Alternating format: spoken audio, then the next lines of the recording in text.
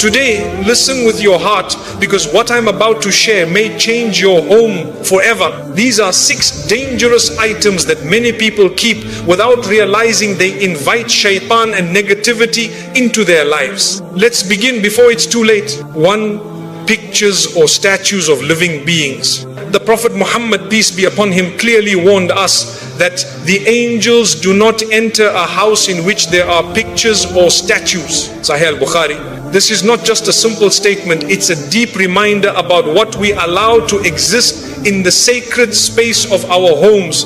Angels bring blessings, protection and peace. When they stay away, that emptiness is not empty, it becomes a space where shaitan feels comfortable. And when shaitan feels comfortable, restlessness, arguments, sadness and tension begin to spread in that home without anyone realizing why. Many people decorate their walls with portraits of family members, celebrities or paintings of living creatures because they think it looks modern or beautiful. Some even collect figurines or statues for decoration, animals, humans, angels or idols, not realizing that these are objects the Prophet, peace be upon him, told us to avoid.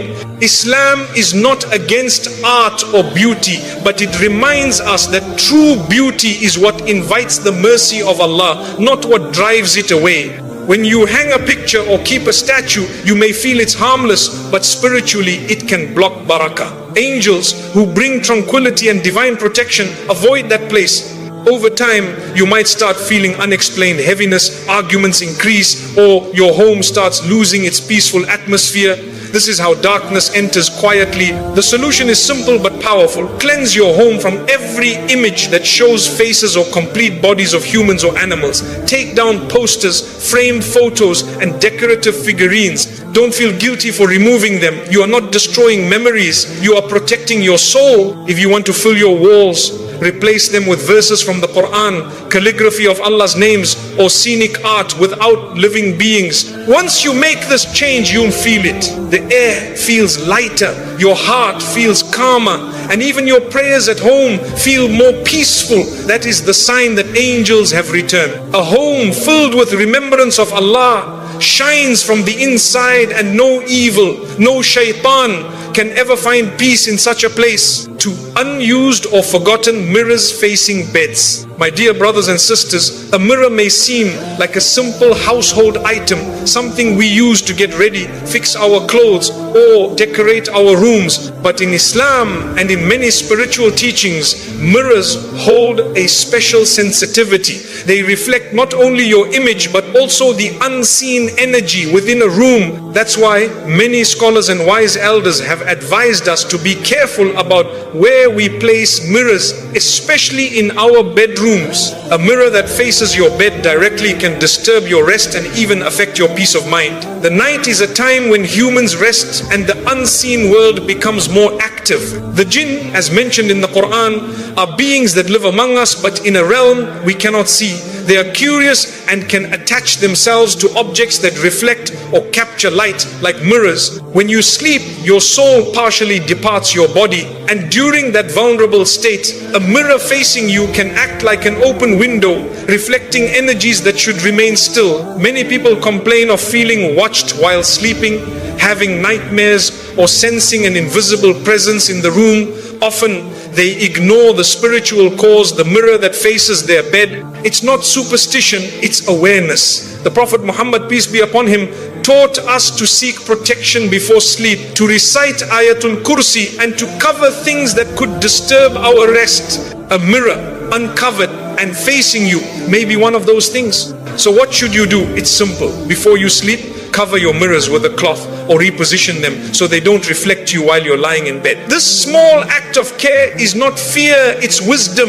It protects your mind from unnecessary disturbance and your home from unseen negativity. And always remember, protection doesn't come from moving objects alone, it comes from remembrance of Allah. Recite the last 2 verses of Surah Al-Baqarah, Surah Al-Falaq and Surah Al-Nas before sleeping. Blow over yourself and your family. When you combine physical awareness with spiritual protection, you create an environment where angels feel welcome and Shaitan feels unwelcome. Try this for a few nights. Cover that mirror, recite your adhkar, and then sleep. You'll feel a new kind of calmness descend upon you. Your sleep will deepen, your dreams will lighten, and your heart will rest, because peace, my brothers and sisters, begins not just in the heart, but also in the space you create for your soul to rest in. 3. Talismans, charms, and fake protection, amulets. My beloved brothers and sisters, one of the greatest tricks of Shaitan is convincing people that something other than Allah can protect them. That's why many Muslims, out of fear or desperation, begin to hang or wear objects believing they will bring protection, luck, or blessings. These items, talismans, black threads, bracelets, small pouches, or written papers hung on doors or inside cars, are commonly found in many homes today. But what most people don't realize is that these objects don't protect you from evil, they invite it. The Prophet Muhammad, peace be upon him, said, whoever wears an amulet has committed shirk. Ahmad Hassan. Shirk means associating partners with Allah, and it is the greatest sin a person can fall into. When you wear or keep something thinking this will save me from harm, you're unknowingly giving that object a power only Allah possesses. Even if you say, I believe in Allah, but this just helps, the danger still remains, because help comes only from the Creator, not from His creation. Some people keep spiritual objects given by fortune tellers, fake healers, or even relatives who claim they're written with Quranic verses. But the truth is, many of these papers contain strange symbols, numbers, or names of jinn. People hang them on walls, place them in wallets, bury them under the doorstep, or wear them around their necks thinking they bring safety. Yet what happens? Fear increases, sleepless nights begin, arguments rise, barakah disappears, because instead of trusting Allah completely, they have unknowingly trusted an object that opens the door for Shaitan. Real protection doesn't come from strings, metals, or papers. It comes from dhikr, remembrance of Allah. If you want to protect your home, recite Ayatul Kursi every morning and night. Read Surah Al-Baqarah in your home, for the Prophet ﷺ said, Shaitan runs away from the house in which Surah Al-Baqarah is recited. Muslim, these are not just rituals, they are shields of light, stronger than any charm you could ever wear. If you have any of these items in your home, don't panic, remove them calmly. Don't throw them in the trash. Wrap them carefully and burn them safely, or bury them far away. Do it with the intention of cleansing your home and heart from anything that displeases Allah. And then renew your tawakkul, trust in Him. Say sincerely, Hasbi Allahu la ilaha illa huwa, Allah is sufficient for me, there is no God but Him. When you do this, you'll feel lighter. The unease that lingered in your home will vanish. Peace will return, and you'll realize something powerful. You never needed any object to protect you. You only needed Allah. Because the one who holds tight to Allah's remembrance walks in light, and the one who trusts objects walks in shadows. Choose the light. 4. Music, instruments, and evil symbolic objects. My brothers and sisters, sometimes the darkness that settles in our homes doesn't come from what we say or do, it comes from what we allow to remain there. One of the most powerful ways Shaitan influences a person's heart is through sounds, symbols, and objects that carry meanings far from the remembrance of Allah. Music, instruments, masks, statues, or any object tied to immorality, rebellion, or dark symbolism can quietly poison the spiritual peace of your home. What seems harmless at first, a guitar, a drum, a decorative mask, or a painting with hidden symbols, can actually create a space where the remembrance of Allah becomes rare and the whisper of Shaitan grows louder. Let's be clear, Islam doesn't condemn beauty or creativity, but beauty, when disconnected from faith, turns into a distraction. When you fill your home with sounds and objects that glorify the ego, sin, or rebellion, you invite the same energy those things represent. The Prophet Muhammad, peace be upon him, warned that in the end times people would make what is forbidden seem normal, and among those things would be music and instruments of entertainment. Sahih al-Bukhari. Why? Because they numb the soul, they take you away from remembrance, they make the heart restless, chasing rhythm instead of peace. Think about it. When Quran is played, your heart softens. But when loud worldly music fills the house, your heart hardens. When you recite Allah's words, angels draw near. But when the lyrics speak of lust, pride or rebellion, angels depart and Shaitan takes their place. Slowly you begin to feel uneasy, impatient, even angry for no reason.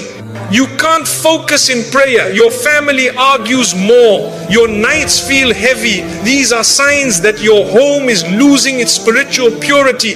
And it's not only music. Many people keep symbols of evil without realizing their meaning. Skulls, demonic faces, dark masks, or items from cultures that glorify death or witchcraft. These are not decorations, they are spiritual pollutants. Even if you don't believe in their power, the energy they carry has meaning in the unseen. Shaitan loves symbols that represent fear, rebellion, and darkness. So when they exist in a Muslim's home, it's as if you've left a door open for him to walk in freely.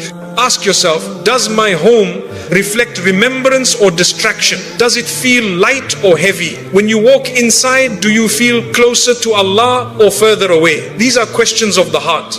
A believer's home should echo the Quran, not the echoes of entertainment. It should display verses that guide, not symbols that confuse. If you have musical instruments or dark symbolic items in your home, it's time to cleanse that space. Don't throw them away in anger. Dispose of them respectfully. Donate your instruments to educational causes if they're used for learning neutral music, or recycle them, but don't let them sit in your home gathering dust and negative energy. Replace them with something better. Hang the beautiful names of Allah. Place a Quran where music once played. Fill your home with recitation, not rhythm, with dhikr, not noise. And watch how your environment changes. The atmosphere becomes calmer. Family members become more patient. You start feeling peace where once there was anxiety. Even your sleep feels lighter because your soul finally rests in a space where Allah's name is honored. Remember, Shaitan was the first to use sound to misguide people. The Quran says, and incite whoever you can among them with your voice. Surah Al-Isra 17 to 64. The Quran, that voice includes anything that takes you away from truth, including music that feeds the ego instead of the spirit.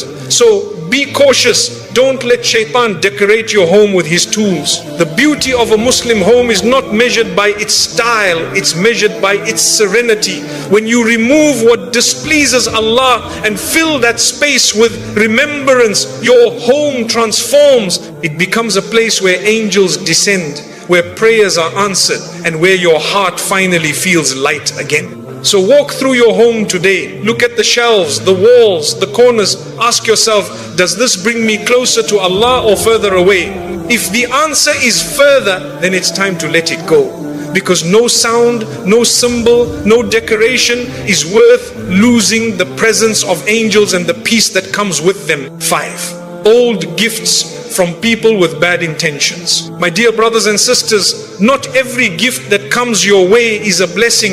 Some carry invisible burdens. We often believe that gifts are always good because they're wrapped with smiles, kindness, or celebration. But Islam teaches us to look deeper beyond appearances. The Quran reminds us that envy, hasad is real, and the evil eye is real. The Prophet Muhammad, peace be upon him, said, the evil eye is true, and if anything could overcome the divine decree, it would be the evil eye. Sahih Muslim. Sometimes the darkness that creeps into your home doesn't come through the door, it comes through a gift. How often have you noticed this pattern? Someone gifts you something, a decorative piece, jewelry, clothing, or even furniture, and soon after things begin to change. You start arguing more, you feel heaviness in your home, your health begins to weaken, your sleep is disturbed, all blessings you once had start disappearing. It's not coincidence, it's energy. The evil eye and bad intentions can travel through objects because Shaitan uses them as vehicles to spread envy and discontent. When a person gives a gift with jealousy in their heart, that object carries traces of their inner state. They might smile, but deep down they wish they had what you have. their unspoken envy attaches itself to that item. And when you bring it home, you also bring the emotional residue of that jealousy. Suddenly, the peace that once surrounded your home starts to fade, and you can't explain why. Islam teaches us to be cautious, not paranoid.